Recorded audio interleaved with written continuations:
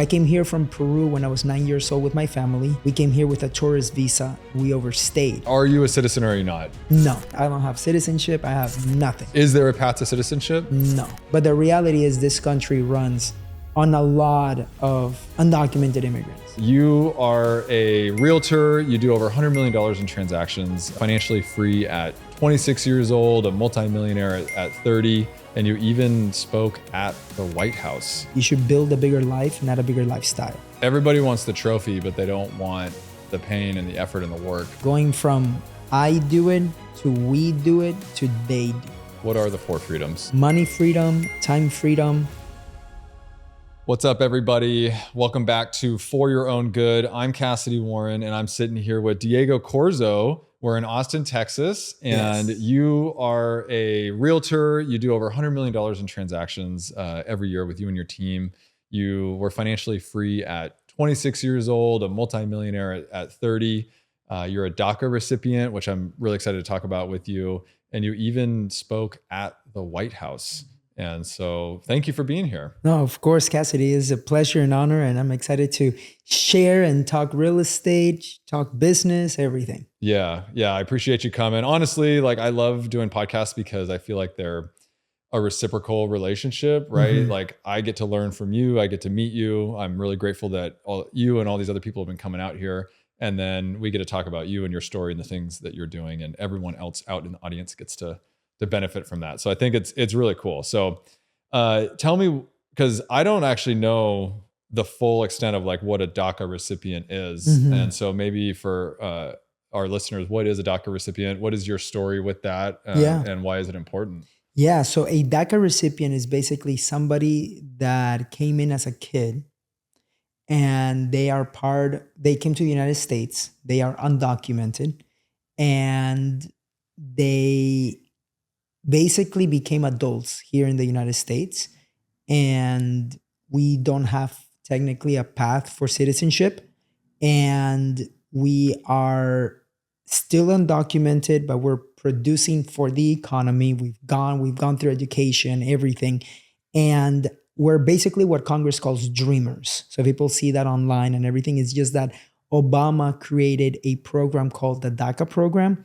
because before DACA, dreamers like myself, we couldn't work or drive legally in the US. Because you're undocumented. Because we're undocumented. Yes, okay. Exactly. But you want to work, you want to be here, you want to produce and build a life. Exactly. So I came here from Peru when I was 9 years old with my family. We came here with a tourist visa. We overstayed, so we became undocumented. So just part of the story here is I grew up undocumented, but it didn't hit me until I was 15 years old when it was my turn to get my driver's license. At age 15, found out that my life will be a little bit different than my friends because I can't drive. And at age 18, found out that I couldn't qualify for student loans or financial aid, even though I graduated third in my high school class. I go to college, I got into Florida State University, and I had enough to pay for 1 year. And I was like, okay, I'm going to go to college. I'm going to figure it out. I'm going to work, have enough, 1 year. And as I'm there at age 19, I found out that I got an internship working for free. And when they told me, Diego, you've done more work as some seniors do, you do it as a freshman in 6 months, we want to hire you. I'm like, great. As I go through the hiring process, they say I need my work authorization, and I don't have that. So at age 19, age 19, can I work, can I drive, can't get student loans, financial aid, can't get anything. And I'm like, I'm doing everything that the US that my teachers told me, my parents told me, but I'm hitting all these obstacles. And that was when I looked and I was like, look, the US is the land of opportunity. That's what my parents told me. There's always a way to make it happen. And my mom was like, hey, we just have to work a little bit harder than other people. So that has always been ingrained in me, that no matter what, I can accomplish what I want. I just have to work a little bit harder. And it wasn't until 22 years old that I could finally work and drive. So my story started at 22 from that perspective, and me being able to do what I wanted to do with my goals, my vision, everything. And it's been a crazy, incredible journey from that perspective. So yeah, I think the interesting thing is you were living here. Mm-hmm. This was your home, because you had been living here for so long. And you grew up in society, you grew up going to high school, you can go to school, you can get accepted to a college, but you're not able to get a driver's license or get federal funding but you're also allowed to be here. So it's this, that's why it's a weird, like sort of. Exactly. So we are in a limbo right now because we came here as kids. Yes, we are undocumented, but the DACA program gave us a little bit of protection from the perspective of, okay, we have to tell the government everything about us, but we're protected until the DACA program. And it renews every 2 years. We have to renew our documents. We have to make sure we go through biometrics, make sure that we're good citizens, technically undocumented citizens from that perspective, but that we are contributing to society. Okay, so help me understand. Are you a citizen or are you not? No. I don't have a green card. I don't have citizenship. I have nothing. So that's what DACA is a new sort of, it's a status that allows. Okay. Is there a path to citizenship? No. Oh, really? Okay. No. So that's what Congress has been able. So Obama put a Band-Aid to this called DACA. And because of government, both parties both parties use us as pawns on immigration, whatever bill they want to do. They are not speaking the same language. And I've known that, but it finally hit me when I got invited. I was there with my brother at the U.S. Congressional Committee with like 12 senators. And I was there. I was supposed to speak, but then they removed me just for other reasons. But I was sitting there and I was like, my gosh, the Democrats are saying one thing, the Republicans are saying another thing, but they're trying to solve the main thing, but they're not talking the same language. So until they speak the same language, nothing's going to get solved. And so what's the core issue or what's the thing that they're missing? The missing is the end goal of what is the reason of why we're here.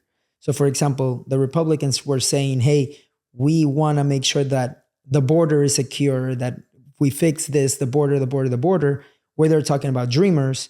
And then they're saying, hey, we need this to solve this for dreamers.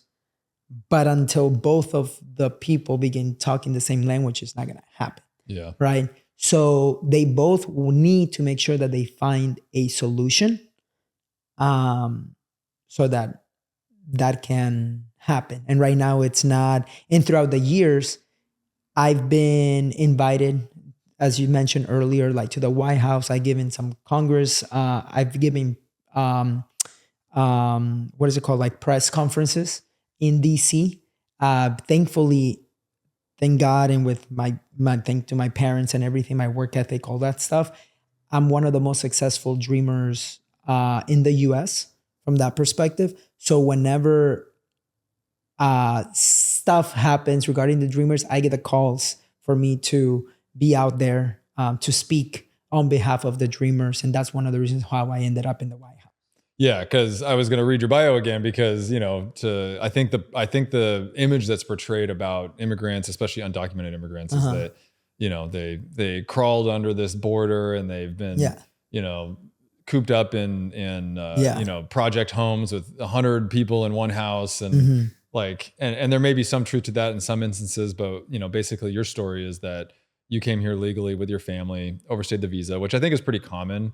And I think there is some people would say, oh, that's a strategy to just stay in the US, right? But you also, created multiple businesses, are buying real estate. You're teaching people how to become financially free. Yeah. Like you're doing all this stuff. Well, all intents and purposes, it seems like you love the United States of America. Of course. Right? Of course. Yeah. I've given a TED talk on this. And right now, I mean, not to be political, right, from that perspective, but right now, as we're sharing this, immigration is changing day by day right now because of the new administration. And I'll have to say that a lot of the impact that I've been able to create has happened because of what Trump did in his previous administration. Because when he tried to terminate the DACA program, I was 27 years old and I came out for the first time sharing my immigration journey, sharing on social media that I am undocumented, that I am a dreamer. And because at that point, Jeff Sessions said something that I didn't agree with. He said that DACA denied jobs for hundreds of Americans by allowing those same jobs to go to illegal aliens. Word for word. Yeah. I remember it. Because I was like, I didn't steal anybody's jobs. Like, I got it because of we're in a capitalistic society. I did it because they saw more value that I could provide than other people. And they saw my work ethic.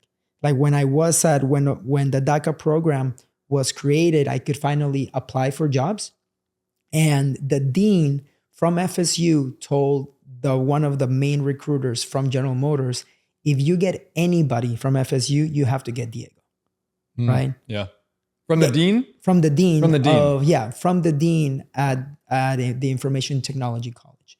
And those things is not like, oh, get the illegal, get the undocumented kid. No, it was more like, look, Diego has surpassed this. I graduated like magna summa cum laude or whatever. Like I put in the work so that then I could deserve this job and then be in a position to be like, hey, this guy surpasses what the other people could do. So in the US, we earn our stuff, right? So when Jeff Sessions said that, I was like, well, that's not true. I earned everything at General Motors. I earned being number 3 in my high school class and all this other stuff. And then now at that point, so I bought my first property at 23. And I know we'll talk more about real estate here, but this is important because now it's more of like what the opportunity that allowed me to speak at the White House was that I came out as an undocumented immigrant online when that happened. And I did have fear because you have technically President Trump saying, hey, we're going to remove this program and we're going to terminate it. So there was a period of time of like, okay, what should I do? I think this is unfair, but it's reality. I can act in fear and create excuses and be like, oh my gosh, I'm going to get deported. This is the end. Or I can be like, okay, what can I do now with this situation? How can I go out there and speak and share my truth and be like, hey, this is my situation, but this is what I've been able to achieve in spite of being undocumented, paying taxes, everything. And so my story went viral. At that time, after that, I got flown to DC to meet with congressmen. I'm 26, 27 years old. I paid over $30,000 in taxes, not counting property taxes. That's another thing. In taxes, by that time, I owned 8 properties. I also employed Americans, so me as undocumented, right? So I was sharing that, and that went public. That went, what is it called? Viral. Yeah. And so that got me that part of the story. And then that allowed me to get a lot of other immigrants and also Americans to be like, Diego, how did you do it? I want to learn how you invested in real estate, number one, how you've been able to get a level to financial freedom without having papers. And to the Americans, I'm like, hey guys, if I could do it, you can do it. There's right. No excuse, right? It's just a matter of surrounding yourself with the right people, taking the right action, having the right education, and like, don't give up. Like just having that pursuit of action. Literally everything you just said is like the 4 things you just listed off. If people just did that, they would be successful at whatever they wanted to do. Exactly. Right. Yeah. Surround yourself with the right people, take action, get some education, and like make sure that you want to do it. So exactly. What gave you the courage to say, I'm going to come out and speak about this? Because I don't think there's a lot of people that can really relate to the consequences of the actions of the retaliation, of course, from not just like the government. So one, the government could say, oh, we don't like you anymore, you're out of here, right? Yes. In so many ways. Yeah. And then you've got your neighbors, you've got your friends, you've got the whole country, especially if it goes viral. Like there's a lot of people that could not stand or deal with any consequences coming from that. So how did you overcome the fear and have the courage to speak out? Yeah. So the courage was because I thought that what Jeff Sessions was not true based on everything that I've been able to do and based on the potential that I know that I have. I'm like, there's so much more that I'm going to be doing. And then a conversation with my mom. I was like, hey, I feel like what they said is wrong. I need to share my story because I'm an example of how what they said was wrong. And I told my mom there might be consequences, right? Because I do have the protection. My mom at that time was completely undocumented. So there was, if they know that the kid is undocumented, obviously the mom is too, or the parents. Yeah. So, because she's not covered by the dreamer status. Exactly. She's an adult. Exactly. Yes. So there's so many things that could go wrong, but my mom was like, hey, you have to do what you have to do. And so I did. And that same weekend I was on Fox News Austin. I was on Forbes. I was in CNN Money and Univision and got flown to DC. So a lot of that. Yeah. But at the end of the day, that allowed me, like, I could have stayed in fear. And some comments were like, you should go back to Mexico. And I'm like, I'm Peruvian. Number two is like, oh, if you're so smart, why didn't you get your citizenship yet? So I began to educate people. Is like, hey, we come from all countries. And just because you have this in your head that all undocumented people are from Mexico and that image is like, that's completely wrong. We come from all over, right? And we are an asset. We do pay taxes. I had to educate a lot of people. Hey, I do pay taxes. I'm employing Americans. I have 2 degrees. They don't pay for your rent and they don't give you a cell phone. Exactly. There's all these things out there that I think a lot of misinformation about what goes on. Exactly. So, and what's interesting is I had friends from high school tell me, Diego, how are you staying so good on the comments that are going on? And I was like, well, I'm here to educate. I'm not here to fight. If I was here to fight, it would be a complete different thing. I'm here to be like, hey, this is the education and trying to change the image of what people have for undocumented immigrants. I was like, hey, I'm from Peru. I said it in my thing. You have an image of one thing and that's not right. There's many different things, right? So that was a little bit of my journey on that. And then at that point, the Biden administration, for the 11 years of DACA, invited me to the White House to create also some social media content. And I got to take my mom to that. So that was fun. Oh, that's interesting. Was she nervous? She was nervous. The week before, she did get the approval for her green card. Okay. So she was like, I'm in, I'm going. And that was an incredible experience because I was like, Mom, we're here on the lawn, the green lawn or whatever they call it. And I was like, we made it. Like 25 years later, we're here in the White House, getting invited to it, not as tourists or anything, but an invitation. And that was really cool. What was that moment like? What did she say to you? She said that everything that we did was worth it. Yeah. Yeah. Like I remember we just cheers and we're like, we made it. Like we made it. I mean, literally, you're on the White House. Yeah. Steps. Yeah. That's incredible. Absolutely incredible. How do you stay so focused on educating? Like why is the education piece so important to you when talking about this and teaching people, because the comments that came through, I'm sure, I see them just on other people's posts. Right? Yeah, of course. And you're the one that's actually getting targeted and on the receiving end. How do you, and why is it so important to maintain that focus on education? Because an argument, if people are arguing with somebody else, they're really not listening. Like they're listening to respond, not to understand.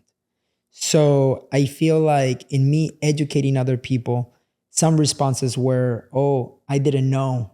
I would respond with an article about how they're wrong. But not in an argumentative way, in a more peaceful, relaxed, be like, hey, this is not true. This is it. Because if I do the argument and I had other friends like arguing for me. It was so funny. He's like, no, he's not like that, blah, blah, blah. It was funny. But it just stirred up more to them not wanting to change their mind. Where if I come to be like, oh my gosh, I didn't know that about the dreamers. Like I've had speeches that I've given in rooms of 200 people, 100 people, and I have people come up to me and they're like, hey, you just changed my whole perspective on dreamers, on DACA, on people that are here undocumented. And if I can do that, I feel like I've done my job. Yeah, I'm a huge proponent of communication and education and having open conversations about things, because there's just a lot of stuff that we've never been exposed to. And you can see it in people that vote a certain way or support certain policies. They're like, oh, but actually I love Diego, right? Or I love my buddy down the street, but I'm totally against that policy, right? Yeah. When you can connect the dots between the people that you know and the nuance of the conversation, I think that's when people can start to get educated without finger pointing. Exactly. Yes. Exactly. Yes. But they have to be willing to listen. And you just hope that even if it doesn't feel like they're listening in the moment, that it planted a seed, that maybe they go talk to somebody else, or they go do some research, or they end up coming back and talking, or there's some seed planted. Yeah. And you know, it's just interesting right now where we're at, and yeah, the unknown of what's going to happen. I think there's like literally the unknown, because my fear is that there's just some sweeping changes that are made that cause, you know, I'm worried that there's going to be concentration camps put up, right? Because there's all these people that might get rounded up and they can't actually send them anywhere, just logistically. Yeah. And then what do they do with them, right? Yeah. Like, and I know that earlier we were talking about velocity of money. Yes. And on my way here, sorry that we went into this rabbit hole, but my parents own restaurants. Yeah. And on the way here, I was talking with my mom, and with everything that's going on the immigration side, there's a lot of people that are not investing anymore. Yeah. Right. On the realtor side too, with my real estate team, last year we sold over 300 homes. And one of our unfair advantages has been, and I love talking about, like, everybody has an unfair advantage, right? Our unfair advantage was that we can relate, like there are so many builders out there right now here in the Austin metro area. And with the ITIN loans, people that may not have a social, but with an ITIN, they can buy homes. So last year, we helped lots of families buy homes.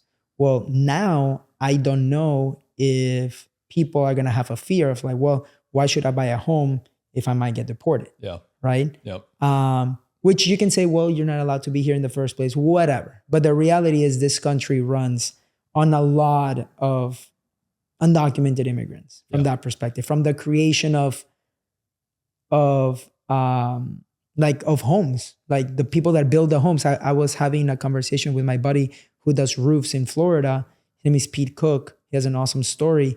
He was saying how the Latinos were the only ones that can be up there on 115 weather and doing the roof in the hot summer heat.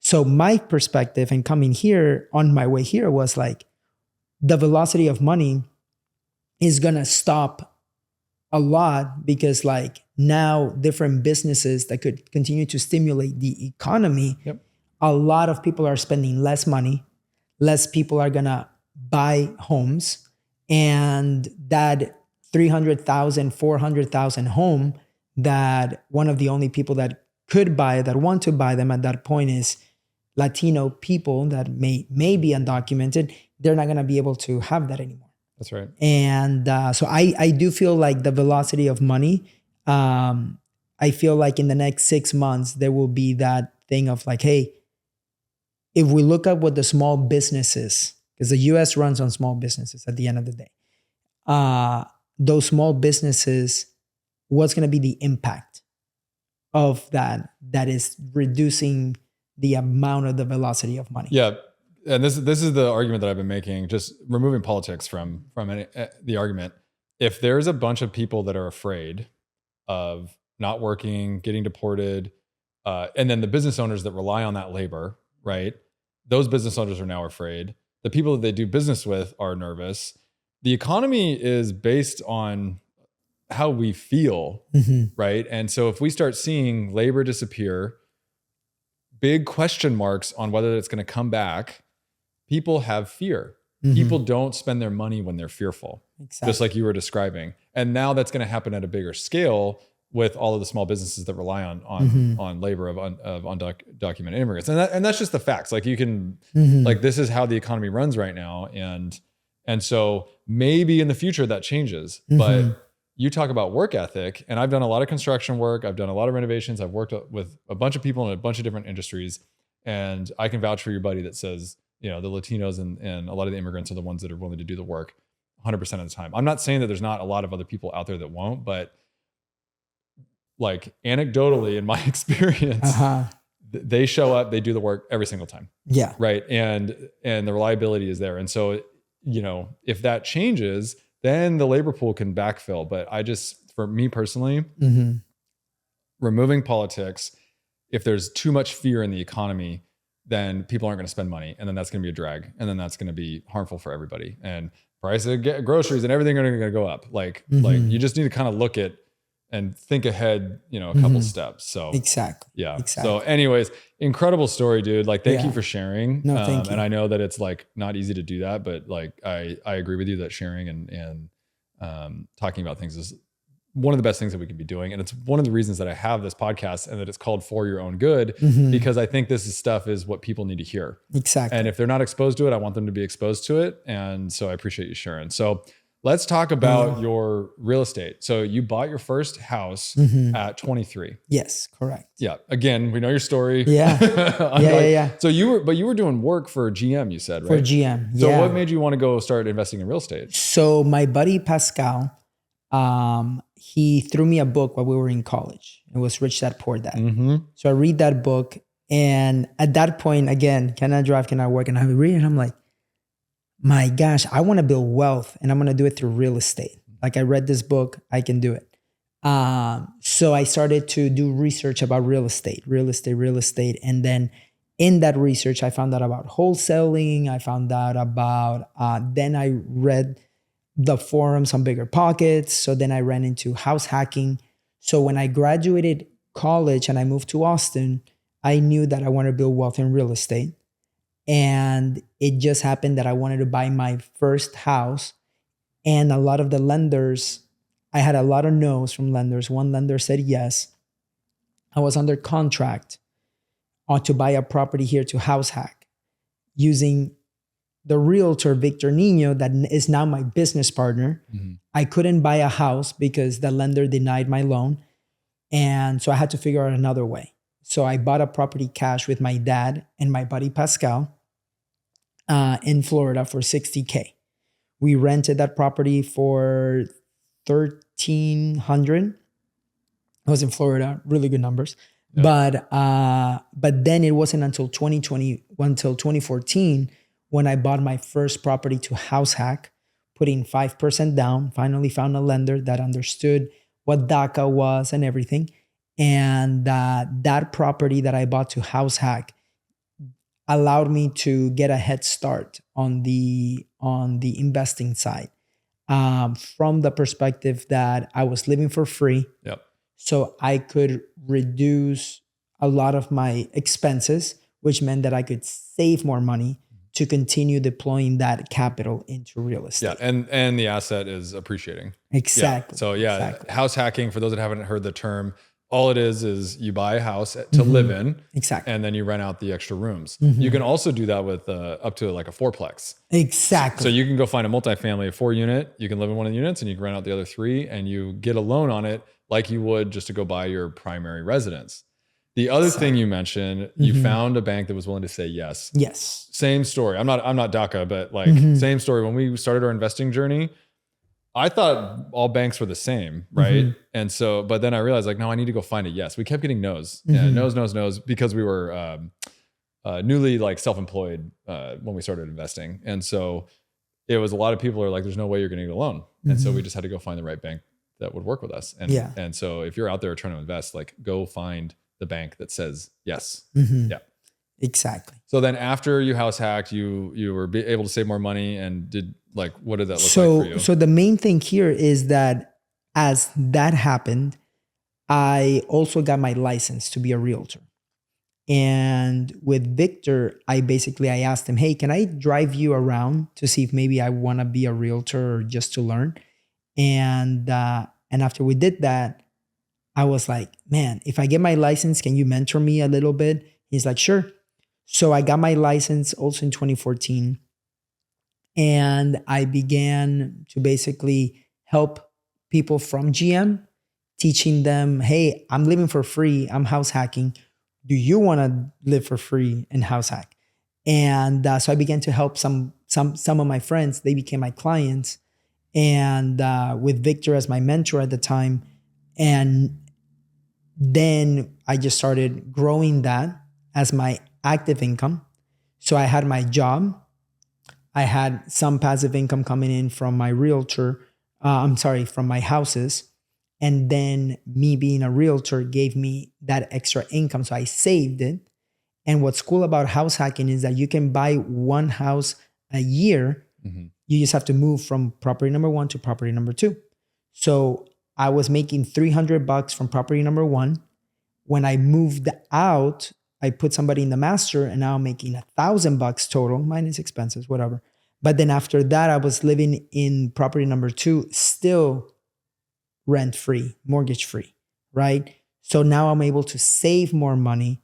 And then I began deploying that capital. Then I bought some properties in Florida, also with my dad. Then I told my buddy Pascal, and I began to partner with him because I showed him the numbers. And I was like, yo, Pascal, like, check this out. These are my numbers. And his money does have a little bit of money. So he partnered up with me. And I was like, all right, Pascal, I have the time. I have the knowledge, or I'm getting the knowledge. I can be the boots on the ground. And I have the network here that can do this in Austin. You have the money and you're living in Colorado. So when I tell people about unfair advantages, I believe that in a partnership, you have to understand and partner up with people that complement what your unfair advantages are. Time, money, network, experience. So I leverage him, he leveraged me. So we began buying houses here in Austin conventionally, putting 20% down. And from that, we were able to rent out the rooms and get good cash flow. Because the Austin market is hard to cash flow here, but at that point, we were able to cash flow. And so we bought a couple of those homes in partnerships. And then later, the properties appreciated, we sold them. And he kept his money to do one business venture, and I kept my money to continue deploying it in other areas. I want to go back to your initial strategy with the house hacking, because I think this is probably the most risk-free way of building wealth, especially early on. So you mentioned moving houses like every year. How many times did you do that? I did that until I was like 29 or 30. So you did it for like 8 years. I did it for 6 years, 2014 to 2020. Yeah, so 6 years. And so the benefits of this, one, especially if you're young, let's say you're 18 or college age, you're probably going to be living with roommates anyways, right? And so go buy a house. Usually you move every year at that age anyways, right? So go buy a house, put your roommates in it, make your expenses zero. That's essentially what you're doing. And then you get to appreciate on that asset, on the house. And usually the rates are lower for a primary residence. Correct. So instead of going and putting 20% down on a house with a higher interest rate as an investment property, you buy a primary, you live in it. And as long as you're willing to move every year and you have enough for the 3 to 5 to 10% down payment, you get a lower rate and you just keep building wealth. And because you can put less cash down, your return is actually higher from the appreciation. Correct. Right. So if you're putting 20%, 30%, 40% down, your return gets lower and lower the more cash that you have to put into it. On a primary residence, you put less cash in, depending on what kind of loan you can get and what your situation is, but the less cash you put in, every dollar that house appreciates, you're making a lot more money. You're making a higher return. Correct. So it's a less risky way, as long as you're willing to just move every year, and maybe you do some work on the properties, but you keep your expenses at zero the whole time too. Exactly. So that's going to be, especially if you have a job, that's going to be like probably one of the best strategies that you can do. Exactly. Yeah. Exactly. And you can do it very easily because you're either you have to live somewhere, right? So it's like, hey, you're just monetizing where you live. And I thought that at that time for me, that was what gave me that extra oomph, so that as I am creating my active income and began selling more homes, then I quit my job in 2015 and I went all into being a realtor. And it wasn't until 2020 that that Victor and I partner up officially to start the team. We were partners already in him mentoring me and splitting a TC, and I was doing a lot of his deals as his employee for a while. But then we created a partnership to start the team. And now we have 17 agents. We were with Keller Williams for 2014 till last year. And now we switched into Realty of America. And last year we sold 114 million and we sold 317. We did 317 transactions. Just with your team? With the team. That's incredible. That's incredible. And so I wanted to highlight, you said you're taking your active income and then you're buying real estate. Yes, and that has to be it in order for to create the life that I want. Right, I've always been like living below my means. And one of my first mentors, Adam Carroll, I was 21 years old when he said, "You should build a bigger life, not a bigger lifestyle. The lifestyle will come, but build a bigger life first." Yeah, and that's been my motto. Yeah, I also heard you mention with Adam the 4 freedoms. Yes. What are the 4 freedoms? Yes. So it is money freedom, time freedom, relationship freedom, and there's one more. But we got 3 though. Yes, we got. So it's time, relationships, money. Yeah, I think it's where you live. I don't remember. Relationship, time. Yeah. We'll get there. Money freedom. But yeah. Financial freedom. Financial freedom. Yeah. But that was one of those things that I think has been really important in being able to create the life that I want. And me sharing this, it recreates I'm like, hey, I need to reanalyze a couple of things too, so that, it's in good. terms of increase your expenses or decrease? Just in making sure that the investments that I'm doing, because my goal is to get those freedoms, right? Yes. At the end of the day. And it's always what are you willing to give in sacrifice now for the potential freedom for the future? That's right.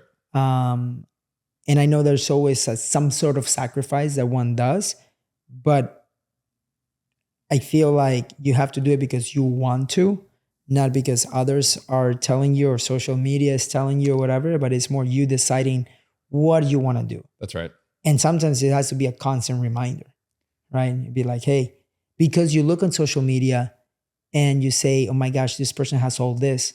But did you ask yourself, what did that person have to go through to get through that? Yeah. And also people on social media are sharing their highlight reels. That's right. Not many are sharing, hey, this is the money that I lost. This is the issue that I'm having. This is blah, blah, blah, blah. Right? So they shared this and you're like, oh my gosh, he's so lucky. And it's like, yeah, but he had to go through all these obstacles. You see me getting invited to the White House. Oh, that's freaking awesome. And now here's a story behind it. You're like, okay, maybe I wouldn't want to get invited.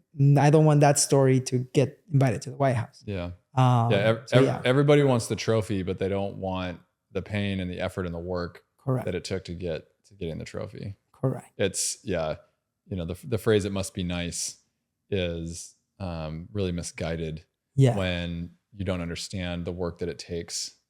The passive income, it's a myth, right? Mm-hmm. The real path to wealth in real estate is, like you described, a constant grind over years of buying properties, dealing with banks, contractors, like moving to the next house, forcing appreciation, putting your money, having active income. Mm-hmm. Like it's work to do this. Mm-hmm. And I have a phrase that I say, is that it takes longer than you think, but it also happens a lot sooner than you think. And what I mean by that is that your payoff, the lifestyle, that thing that you want at the end of the tunnel, that usually takes longer than you might have expected. Yes. But you living in your life and enjoying it and feeling it and doing it and being it happens as soon as you make that decision to go do the thing that you want to do. Correct. I'm a big proponent of, if everybody just did the thing that they wanted to do and went all in on that, and a lot of times the thing that you want to do is also something that you're good at, but is also challenging and you're afraid of. If we just went all in on ourselves and did what we wanted to do, the world would be a better place. People would be happier. Yeah. And the resonant frequency of society would raise, because we're all like living in flow state versus just doing something because that's what we thought we had to do. Exactly. Yeah. So, and once you make the decision to go all in on yourself, you live in that state a lot sooner. You may not have the money yet. You may not have done the thing yet fully, but you're doing it and you're living in that state. You're living in the life that you desire sooner. So, yeah. You're a realtor, but you're more than that. You have the team. What are realtors today missing about investing in real estate or marketing themselves or building a business versus a job? Right? Yeah. For me, it's more of, I would say what they're missing is they need to understand that being a realtor too is a lifestyle. And it's a lifestyle and it's a business. They need to treat it as a business. But if you have your personal Instagram and all of that stuff, you should just have one. Like, it's like people that want to work with you are going to work with you based on what you're putting out there on social. If you want to build a company or a business that other people are attracted because of you. And people are not sharing, they're sharing I sold a house. But what they should be sharing is, this is a story behind the client or the family that we helped buy a house or sell their home. Yeah, because then even when the story is very important. When they start telling those stories, they'll go find more people that share that same story. They'll attract their ideal customer. Exactly. By telling the story of their clients, they will attract more of those types of clients. Exactly. And at the end of the day, being able to build a referral-based business, because people are like, hey, well, how did you do it? It's like, I just share my story. It doesn't have to be on podcast, but I was telling everybody in the beginning, hey, I'm living for free. Do you want to live for free? Let me help you house hack. Let me help you do this. Let me help you do that. And let me help you invest. So once I got that got momentum. So then I was helping so many different people, right? And then now the team that is producing has been really cool to see, because they're leveraging what they're good at and sharing on social media. People have to relate to you, and people have to know that you are also knowledgeable in that, and that you can help them. I like to say that they have to know you, like you, and trust you. Correct. Right. And so the only way to do that nowadays is by putting yourself out there on social media. Yeah. And then the other thing that I believe agents are not doing is they're not treating this as, it's very easy to treat real estate, especially as a realtor, as a hobby, and not doing the things that will help you get to where you want to be. Because if you were your own boss, like if you put yourself out there and you're looking at yourself do the things, having a 8-hour job as if you were doing it, you would fire yourself from the perspective of like, hey, did you do this? Did you do that? Did you do that? And you're like, no, I didn't get to it. Why not? Did you do your time to have those 10, 15 conversations a day? No. So it's like you have to treat being a realtor as a job so that you can get the results. Yeah, I think a lot of people start being a realtor. There's a low barrier to entry, right? There's an exam, low barrier to entry, and then they think, oh, I'm just going to be able to go get my friends and buy houses for them and all that. But what they don't realize is, one, like, your friends may not want to use you as a realtor. And also, like, you just getting your license doesn't mean that you are a good negotiator, or that you know how to write up contracts very well, or that you like are good at the job. Correct. Nobody knows you. Nobody knows what Correct. you're capable of. You might get some good deals. Your reputation might carry you along, but I also think like there's this thing about just like going all in too. So if you treat it as a hobby, you're not going all in. When you go all in and when you turn pro, like when you decide to turn pro, you are taking yourself seriously, and then the world and the universe and your clients start to take you seriously. Correct. And then your mind opens up to say, oh yeah, maybe I should market myself. Maybe I should do social media. And you start to get more ideas, and you start testing things and doing things. And you're, like you said, you're building a business around it. You're not just creating a job for yourself. Exactly. Yeah. Exactly. And so what's changed with the NAR settlement? Yeah, with the NAR settlement, one of the main things is that as a buyer's agent, right? As an agent that's helping out people buy homes, one of the things that has done is that now the commission that was stated that the seller would pay, now the seller technically doesn't have to pay. Now the buyer's agent has to get compensation from that buyer client that you're helping. Now, the thing though is that the NAR settlement happened because they're saying that it was always 3%, but the reality is that it's always been negotiable. The seller could have always put 2%, 1%. There's a reason why in California, everything was selling before around 2%, and Austin or Texas was still around 3%. Why? Because everything's negotiable. But what ended up happening is that now, for example, the seller can offer some type of compensation, and the buyer's agent needs to negotiate their fee with the buyer, where before it could have been easily gotten from the seller. Mm-hmm. Mm-hmm. Yeah. So what you're saying is basically there's more of an awareness and some rules around specifically negotiating the compensation. The compensation fee. Yes. So yeah, whereas before it all came from the seller. I guess it still does all come from the seller, unless you negotiate for the exactly. So this would be like where you can, like in the past, or I mean you can still do it now, but where you ask the seller to pay for closing costs, you can also negotiate now, and maybe the buyer pays the fee. Mm-hmm. And the argument being, it's like, well, it's my asset, it's my house, I'm the seller, I have my agent, you have your agent, so why am I paying your agent to buy my house? Mm-hmm. Right? Like that's sort of the argument around it. Exactly. Yeah. But at the end of the day, everything is marketing, right? So in a buyer's market, it's like, hey, I'll buy your house, but you still have to pay my realtor's commission. And then it's up to the seller to be like, well, I don't want to do that. Okay, then I'm not going to buy your house. Yeah. Cool. The seller keeps the house for another buyer. Yeah. And so again, it's all a negotiation still. It's always been a negotiation. Yeah. And so if you were a realtor starting out today, what types of clients would you be representing? What types of assets would you be trying to buy or sell? Yeah. So right now, if I were to start as a realtor today, I would go for what is the low-hanging fruit based on my circumstances. And then from there, focusing, okay, where do I want to focus on? But focusing in the low-hanging fruit is very important because that is what gets you that momentum. And it gets you the eyeballs, and it gets you to do stuff on social media. Again, I'm a big proponent of social media because that's where people are seeing that you're creating relationships, that you're actively doing it.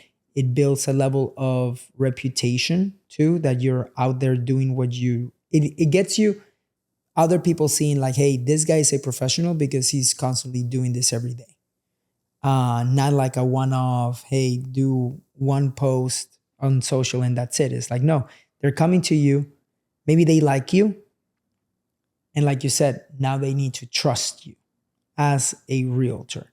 So you need to build that in a way that when they trust you, then you stay top of mind so that when they think about buying or selling, they call you. Mhm. And that is the difference. Yeah. Yeah. So I feel like they have to work on the low hanging fruit and then focus in the area that I guess would be better, that fits their, you want to call it their disc profile or how they want to build their business. Yeah. I have friends that they build their business by calling and building listings, where I also have other friends that, like myself, for example, I built a lot of my business in the beginning through helping buyers, not many listings. And because for me it was easier to get buyers, that was my low hanging fruit. Other people may be like, look, I used to sell cars. I can speak to people all day. Let me get on the phone. And like the movie says, get on the phone and start dialing. Yeah. Like stuff like that. I did not feel comfortable like that. I was a waiter, so I could talk to somebody, build a really good relationship, and get them to buy something. Yes. Right. So going from a waiter to like, oh, this is good. I never made that correlation. But one, it can be like, hey, you're a good like car salesman, door to door, right? I didn't. So I used to have a speech impediment. I still do sometimes. I used to stutter a lot until I was like 19, 18 years old. So even though I would put myself in situations to speak, I hated it. And it's crazy because when I gave my TED talk, the way that I found out that I wouldn't stutter is if I memorized. So I memorized my whole TED talk word for word so that my brain wasn't thinking, what if I stutter? It just went. Wow. Right. So from that perspective, I was always afraid of talking to people on the phone because I was afraid of stuttering, but building relationships, I didn't have as much fear in that. So then most of my clients became my buyers. Yep. And I love that. I want to ask about the stuttering, but what you're talking about is essentially playing into your strengths. Correct. Because there's a lot of people that say, oh, work on the weaknesses or like, but honestly, play into your strengths. Whatever your strengths are, continue to build your strengths and make those strengths like exceptional. Correct. And do the things that are going to, especially in the beginning, that are going to align with your strengths. So what you're describing is like, if you're a good salesperson, you don't mind picking up the phone, be a wholesaler. Right. And also like if you need cash versus you're trying to like buy a house with no cash, you might want to be a wholesaler or be a realtor or be a listing agent, or maybe you want to work directly with investors, but like go talk to somebody that like you that knows what you're talking about. Tell them what you're good at, tell them what you're interested in. And they might be able to tell you like, oh yeah, you should go sell storage facilities. You should be a commercial broker. You should go door to door and buy and be a flipper, like buy wholesale and flip. Correct. So that's a great thing about real estate is there's so many ways to make money, right? Like I am not a wholesaler. I am not a cold caller. If I had to, I would, but I don't have to. And where I love to live is building exceptionally designed and furnished homes and hotels. That's where my heart lives. And that's what I love doing. Am I sacrificing on cash and wealth? Maybe a little bit, because I'm not just like flipping and like, doing that over and over. I'm like being more selective about what I do now, but I really want people to know that like you can do what you want to do and you can make a lot of money doing it, but go find people that can help you. So 100%, 100%. Because at the end of the day, like you mentioned, real estate, there's so many ways for people to make money, to build careers. My brother, he's a wholesaler in Jacksonville, Florida. At his peak, he did as his peak with his business per se. They grossed like 4.6 million in wholesale commissions. Wow. Right, in wholesale fees. Wow. Just crazy. He had a team of 35 employees. He was just doing like 400 wholesale deals a year. So he built it as a wholesaler. I built it as a realtor. Two perfect examples of how it can be completely different. Yeah. And at the end of the day, you just have to choose. So you both went into real estate and you both built businesses around the real estate. See that this is the trap that people get into when they start real estate is they just keep doing the job They keep being the flipper on site, doing one house at a time, or they don't figure out how to scale up. And so how did you figure out how to scale up and actually build the business of being, because you're not a broker. No, I'm not a broker. You're a realtor, but what would you call you, like having the team? You could say team leader from that perspective. Okay. Team leader. So how did you figure out that you were like, oh, I need to scale up and this is what I want to do? Yeah. Reading the book, The E-Myth, was really good for me. And then The Millionaire Real Estate Agent by Gary Keller. At the end of the day, it's like you're leveraging with people, right? Or technology. And Naval, I don't forget his last name. Naval Ravikant. He has like the 4 things of like scaling, right? You either scale through people or you leverage. You either leverage through people, social media, knowledge, like technology, and some other one. Money. Yep. Yeah, you leverage money. Yep. Yeah. Capital, code. Dan Martell uses it too. Capital, code, people. Yeah. Anyways, and And so at the end of the day, I read the book, The E-Myth, and it was more about how do we leverage like the checklists and systems and stuff like that. And then it became more, okay, how do I get help from other people, like a buyer's agent? And then it just happened so that if I can get more clients, then I could still work with a buyer's agent in my team. And then the transaction coordinator can do the transactions, right? So it's a matter of how can it goes from, and this is something that I learned from my mentor, David Osborne, is like going from I do it to we do it to they do it. It's a different mentality. So leveraging that. The sooner that you can get out of the I, the sooner that you're going to be able to actually build wealth. Correct. Right. You can grind it to a certain point, but like even as a realtor, if you're an individual realtor, you're capped.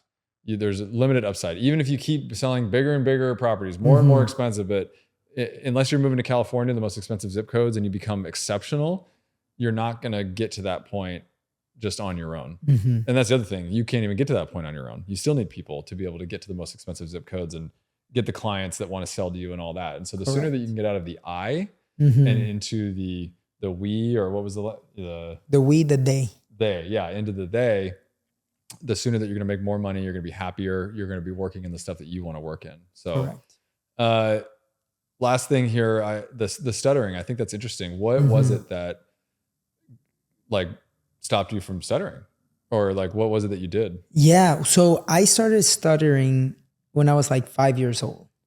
And I used to like skip class later when it was like my turn to speak. I would be like, hey, I'm going to go to the bathroom, and I won't come back for like 10, 15 minutes, 20 minutes. When it was like, we were doing reading, like everybody reading, I would just be like, I'm out. And then it wasn't until becoming an adult and saying like, okay, I wanted to share my story too a little bit more. And I was like, I've had speech classes. I've had so many different things. And I just began getting more comfortable with sharing my story and saying like, hey, I'm going to make a decision that if I stutter, if it happens, hey, it's okay. It's who I am. Now I can just do it. And so it took a lot of practice, and creating my speeches. And sometimes there are some times that I know maybe when I'm going to stutter. So then I choose a different word. Sometimes it happens with T's, P's. Saying my name was so hard before. And even till now, when I have to give introductions, Diego, I sometimes would stutter. And I remember those were like the worst, right? When you're in a group of like 6 people and then you have to say your name or something. I was like, oh my gosh, I hated it. But you just get more and more comfortable the more that you do it. And I had to make peace with myself that if I do stutter, it is me, and that's it. I think you're such a good example of like just doing the things that are necessary and having such a good attitude about it, and like wanting to do better for yourself and being authentic and true to who you are and not being afraid of sharing your story. Like I'm really glad that we got to meet and then we got to sit down and do this podcast. I think I've really enjoyed this conversation. I think it's going to help a lot of people. You also teach people real estate, right? You have your community and your mastermind. Yeah. What's that called? So my community is called the FI Investors, the Financial Independent Investors. That is we just got back from an event in Puerto Rico. It was amazing. 4-day event. We had around 30 investors Incredible. there. And we do calls weekly, and we help people scale the real estate from people buying like 1 or 2 homes that they own. We help them get to 10 or 15. Amazing. And so how can they find you and reach out and join and find out more information? Yeah, they can reach out to me on social media at real Diego Corzo on IG. That's my main thing.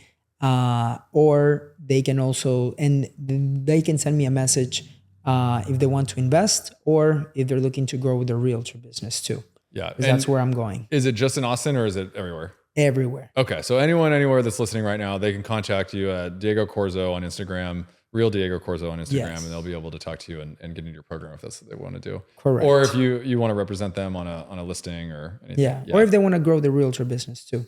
Because that's where I'm going now too. Great. With the new company, Realty of America. Realty of America. Awesome. Well, again, Diego, this has been so great. I appreciate you coming down and then we got to meet and connect. I'm Kassidy Warren. That's Diego Corzo. And this has been For Your Own Good. Thanks, everybody.